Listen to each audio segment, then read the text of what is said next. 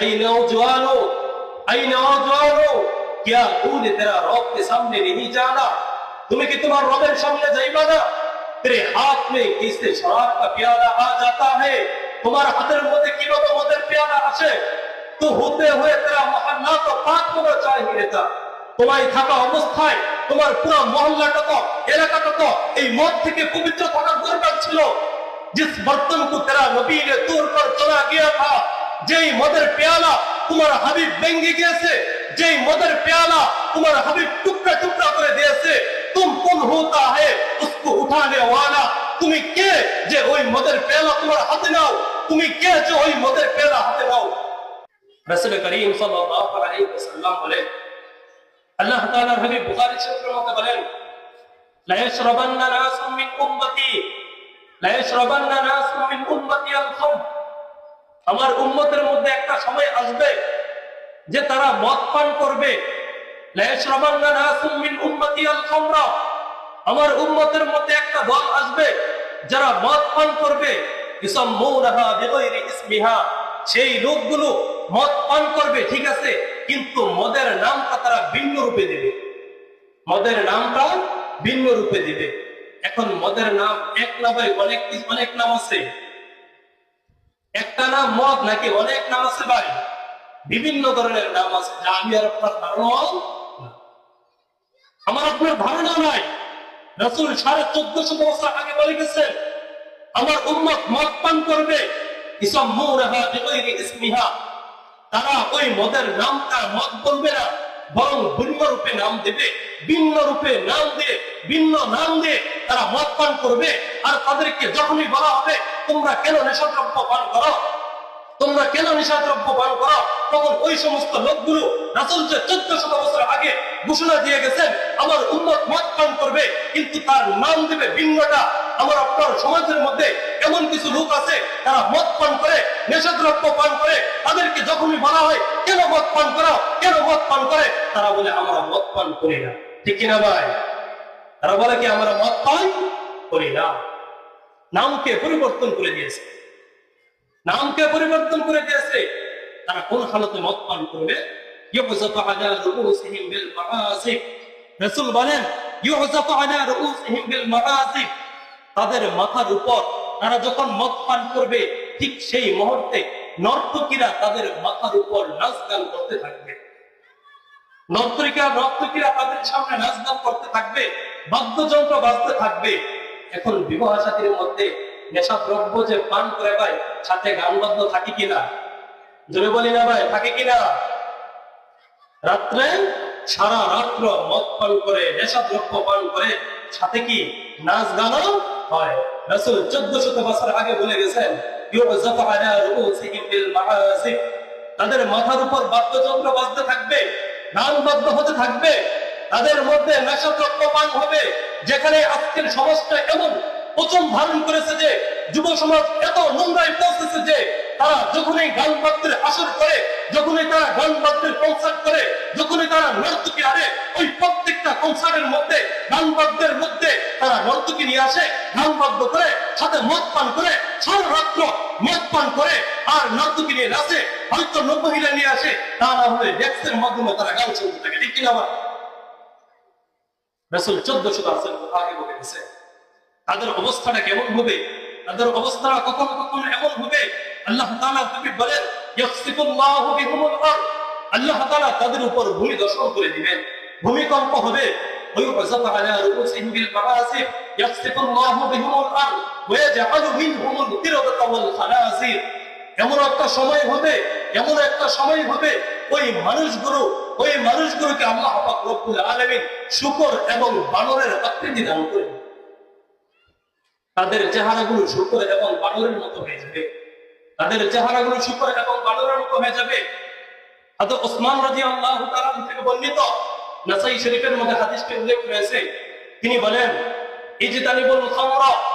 হে রাসূল করিম সাল্লাল্লাহু আলাইহি সাল্লামের উম্মতরা, হে মুহাম্মদের উম্মতরা, ইজতানিবুল খামরা, তোমরা মদ থেকে বিরত থাকো।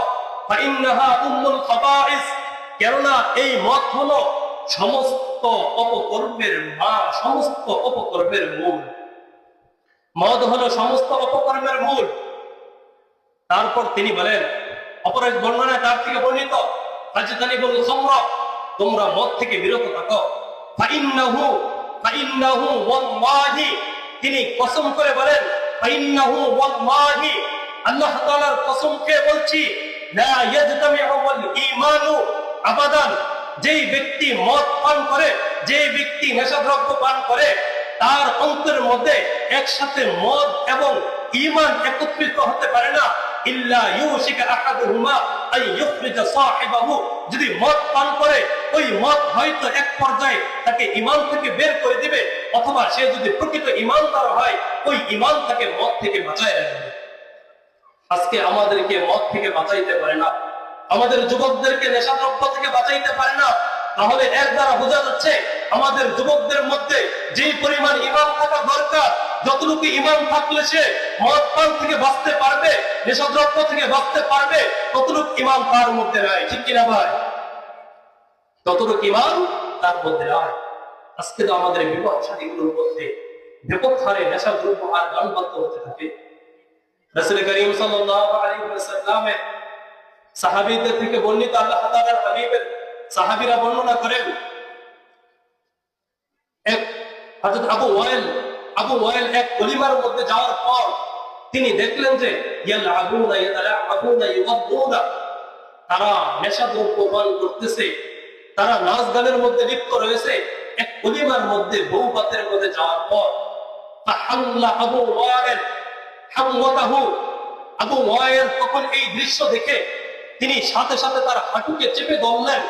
চেপে ধরে তিনি বললেন, ফাকালা সামিতু আব্দুল্লাহ ইয়াকুল, তিনি বলেন আমি আব্দুল্লাহ ইবনে মাসউদ রাদিয়াল্লাহু তাআলা আনহু বলতে শুনেছি, তিনি বলেন সামি'তু রাসূলুল্লাহ সাল্লাল্লাহু আলাইহি ওয়াসাল্লাম ইয়াকুল, আল্লাহ তাআলার হাবিব রাসূল করিম সাল্লাল্লাহু আলাইহি ওয়াসাল্লাম বলেন, আল গিনাউ ইউমবিতুন নিফাকা ফিল কলবি, গান বাদ্য মানুষের অন্তরের মধ্যে নেফাকে সৃষ্টি করে দেয়। গান বাদ্য মানুষের অন্তরের মধ্যে নেফাকে সৃষ্টি করে দেয়। আজকে আমরা গান বাদ্য শুনি, যেই গান বাদ্য শোনার কারণে আমাদের অন্তরের মধ্যে নেফাকে সৃষ্টি হচ্ছে। আমি আর আপনি মসজিদে যেতে পারি না, আমি আর আপনি নামাজে যেতে পারি না। কি কারণে? আমার আপনার ঈমানটা খুবই দুর্বল। হে মুসলমান যুবকেরা, আই নওজওয়ানো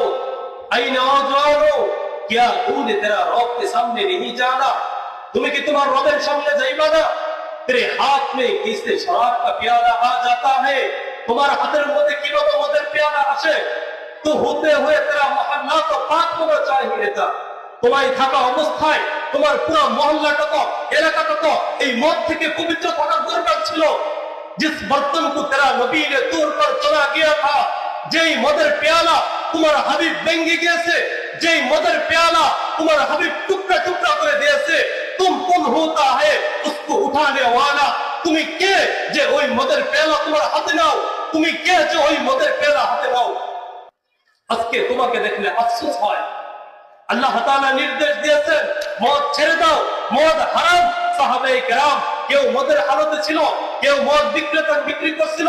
আল্লাহ তাআলার হাবিব যখন এই নির্দেশ দিয়েছে, আল্লাহ তাআলা মদকে হারাম করেছে, আল্লাহ তাআলা মদকে হারাম করে দিয়েছে, সাহাবায়ে কেরাম সাথে সাথে মদকে ছেড়ে দিয়েছে, সাথে সাথে মদকে ছেড়ে দিয়েছে। মদের মটকাগুলো তারা ভেঙে দিয়েছে। মদিনার অবস্থা এমন হয়েছে, মদের স্রোত মদিনার রাস্তায় রাস্তায় বইছে। আজকে তোমাদের কি হবে? আজকে তোমাদের কি হলো? आई नौजवानों, किसी शराब पीने को, किसी शराबी को शराब पीने से कुछ नहीं मिलेगा। वो शराब मौत पान करने वाला मौत पान करने द्वारा किसी मिलते ना। किसी जानी को जिना करने से कुछ नहीं मिलेगा। वो जिना करे जिना करने द्वारा किसी मिलते ना।